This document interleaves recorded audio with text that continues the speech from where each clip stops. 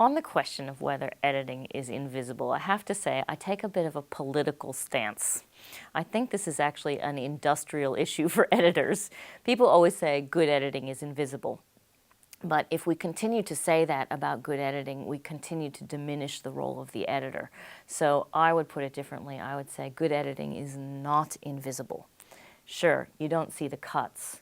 You don't want to be seeing the cuts, but you see movement of story, movement of emotion, movement of images and sound, and all of that has been shaped by the editor. And if you didn't see those three things, you wouldn't be watching a movie. So you can't say editing is invisible. There it is, right there on the screen. So I think having a look, reversing that question and say, when you see a good film, you're seeing good editing, and we can then drill down and analyze and start to see the cuts and see the technique. That's not part of the audience's experience. But for somebody who's trying to understand editing, you can go and do that analysis. But no, good editing is not invisible. I think editing is magic. I think that every art form needs its special secret magic, and the editing is the art aspect of cinema which is especially magical. In my quite unbiased view, it's the best part of making movies.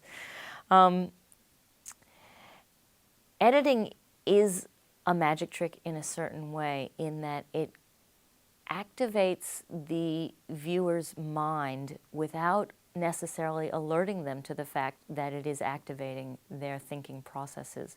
When you, as an editor, juxtapose two things, you are asking your spectator to make a connection between those two things. And when you very artfully juxtapose two things, you are suggesting what that connection might be and how they might perceive it. But any action which gets the spectator to use their own powers of observation and cognition to make meaning, that's got to be a magic trick.